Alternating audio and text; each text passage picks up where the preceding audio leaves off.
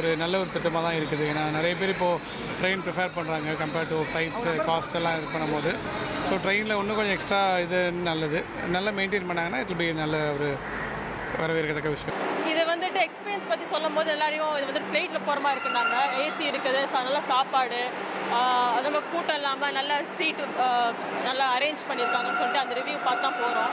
Normal time ரொம்ப கச்சல் இல்லாமல் எல்லாம் நார்மலாக இருக்கிறனால இது சூஸ் பண்ணி தான் போகிறோம். சாதாரண மக்களுக்கு பயன்படுத்துறதுக்கு ரொம்ப கஷ்டம்தான்.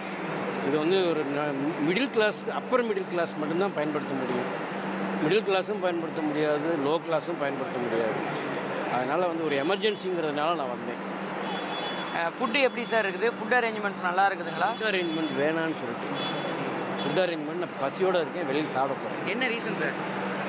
காஸ்ட்லியாக இருக்குது சார். 250 ரூபா சொல்கிறாங்க சாப்பாடு, 220 ரூபா சொன்னாங்க மீல்ஸு. அது எப்படி நம்மளால் சாப்பிட முடியும்? நம்ம ஒரு வெஜிடபிள் பிரியாணி தயிர் சாதம் வாங்கினா 50-60 ரூபாய்க்கு சாப்பிடுவோம். நான் பார்க்கும்போது காலையில் முந்தா நாள் ட்ரெயினில் டிக்கெட்டே இல்லை.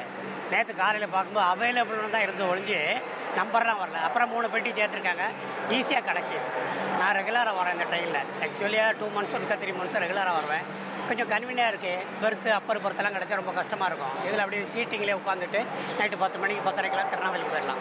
ரொம்ப கன்வீனியாக இருக்குது. இந்த ரெகுலராக தொடர்ந்து இந்த கோச்சஸ் இணைக்கணும். இந்த ஃபெஸ்டிவல் மட்டும் இல்லாமல் ரெகுலராக அது வரணும். ஏன்னா எப்போ பார்த்தாலும் திருநெல்வேலி தூத்துக்குடி போனால் அவைலபிளே இல்லை. வெயிட்டிங் லிஸ்ட் போய்ட்டு பஸ்ஸில் போய் 4000 5000 கொடுத்து நாங்கள் போகிறோம். அதுக்கு இந்த 1800 600 ஒரு பெருசாக ஒன்றும் இல்லை. ரெகுலராக இந்த ட்ரெயின் கொடுத்தாலும் ரொம்ப கன்வீனியாக இருக்கும். ஆக்சுவலி இந்த ட்ரெயின் வந்து இன்னைக்கு காலையில் தான் புக் பண்ணேன். ஒரு எமர்ஜென்சிக்காக இமீடியட்டாக கிடச்சிடுச்சு. அண்ட் இதுக்கு முன்னாடி நாங்கள் போயிருக்கோம். வசதி ரொம்ப நல்லா இருக்குது. ஆக்சுவலி டக்குன்னு கிடைக்குது ட்ரெயின் டிக்கெட்ஸ். ரொம்ப வெயிட்டிங் இல்லாமல் எங்களுக்கு ஈஸியாக கிடைக்குது அண்ட் அஃபோர்டபுளாகவும் இருக்குது. காரைக்குடியிலேருந்து சென்னைக்கு மட்டுமே கிட்டத்தட்ட 46 ஆம்னி பஸ்ஸஸ் வந்து சர்வீஸ் வருது. எப்போ புக் பண்ணாலும் வந்து ட்ரெயின்கள் வந்து ஃபுல்லாகவே புக்கிங்லேயே இருக்குது.